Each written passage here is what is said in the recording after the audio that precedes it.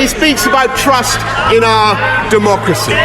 He speaks about trust in our democracy, Mr. Speaker, and I have to say, a most extraordinary thing has just happened today. Did anybody notice what happened today? Did anybody notice the terrible metamorphosis that took place? Like the final scene of Invasion of the Body Snatchers? At last, this long-standing Eurosceptic, the right honourable gentleman, has been captured, he has been jugulated, he has been reprogrammed by his honourable friends, he has been turned now into a Remainer. I know some waggles already pointed out that deliver, unite and defeat was not the perfect acronym for an election campaign, since unfortunately it spells dud. But they forgot the final E, my friends. E for energize. And I say to all the doubters, dude, we are going to energize the country. We're going to get Brexit done on October the 31st. We're going to take advantage of all the opportunities that it will bring in a new spirit of can-do. And we are once again going to believe in ourselves and what we can achieve. And like some slumbering giant, we are going to rise and ping off the guy ropes of self-doubt and negativity. It's huge to get wheelchair rugby going in the copper box. We had a wonderful Paralympic Games, and people may remember all the tickets suddenly flew out of the window as soon as people realised how exciting it was. Wheelchair rugby is possibly the most violent, the most exhilarating game you can spectate at, and it's also very challenging and exciting to take part in. And we've got one of the best teams in the world. It is a trope as old as literature that any scientific advance is punished by the gods. When Prometheus brought fire to mankind in a tube of fennel, as you may remember, with his brother Epimetheus, Zeus punished him by chaining him to a Tartarian crag while his liver was pecked out. I talked about a hangover cure. His liver was pecked out by an eagle, and every time his liver regrew, the eagle came back and pecked it again. And this went on forever. A bit like the experience of Brexit. And the reality now is that we are the party of the people.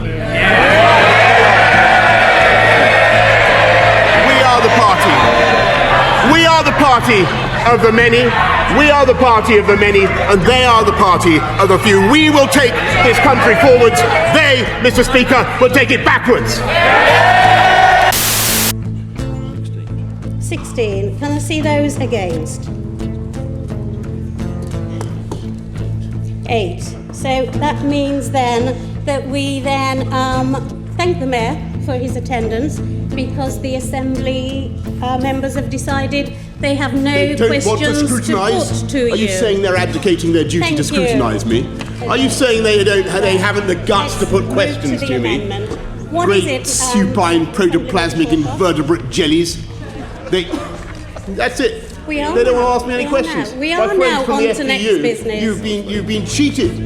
Your Labour accomplices have failed in their. Mr. Mayor, thank you. Well, it's very, very well organised. What they do, get me a ladder. I hope the whole House will forgive me if I say that standing here I have a distinct sense of déjà vu. I know how you feel. And they would throw all that away, Mr. Speaker, with their crackpot plan for borders at Berwick and creating a new Scottish currency, Mr. Speaker, or joining the euro, or worse still, going into the European Union, handing back control of Scotland's fisheries, Scotland's spectacular marine wealth, just at the moment that they've been won back by this country, handing back control of those fisheries to Brussels. That's their policy, Mr. Speaker. I look forward to contesting it at the barricades. You know, Mr. Speaker, I thought it was Prime Minister's questions, not a rant from the Prime Minister. And I have to say, Well, Mr. Speaker, I'm sorry if I seem to rant at the right honourable gentleman, but if I may say, Mr. Speaker, he does rant quite a lot about independence for Scotland, and he bangs on about it endlessly. Why does he go on about Scottish independence so much? It's because he wants to conceal what the SNP government is actually doing in Scotland. Lefty Sorry, you don't know anything about people in this country. How dare you Just because you're in a represent them? fancy scumbag. As again, in all candour, that whatever letters they may seek to enforce seek to force the government to write, it cannot change my judgment that further delay is pointless, expensive, and deeply corrosive of public trust. And people simply will not understand how politicians can say with one breath that they want delay to avoid no deal, and then with the next breath that they still want delay when a great deal is there to be done. Unless you build the transport links, they can't get that. Right. So the Dome, the thing we've just been watching the basketball in, that is the biggest live music venue in the world. Anyway, so here's the point, so we get the good shot. You get the good shot, that seems to be the objective. That seems to be the objective. Last Prime Minister's questions. And as befits a distinguished former Wimbledon competitor, you have sat up there in your high chair, and not just as an umpire, ruthlessly adjudicating on the finer points of parliamentary procedure with your trademark Tony Montana scowl, Mr. Speaker. Not just as a commentator, offering your own opinions on the rallies you are watching, sometimes acerbic and sometimes kindly, but above all as a player in your own right, peppering every part of the chamber with your own thoughts and opinions, like some tennis ball machine, some uncontrollable tennis ball machine, Mr. Speaker, delivering a series of literally unplayable, unreturnable, formally unreturnable volleys and smashes.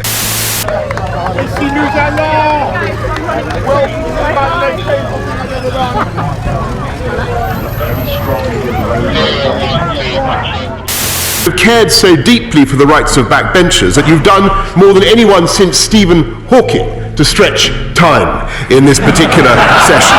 And as we come to the end of what must be the longest retirement since Frank Sinatra, Mr. Speaker, I'm sure the whole House will want to join me in thanking you and hoping that you enjoy in your retirement the soothing medicament that you have so often prescribed for the rest of us.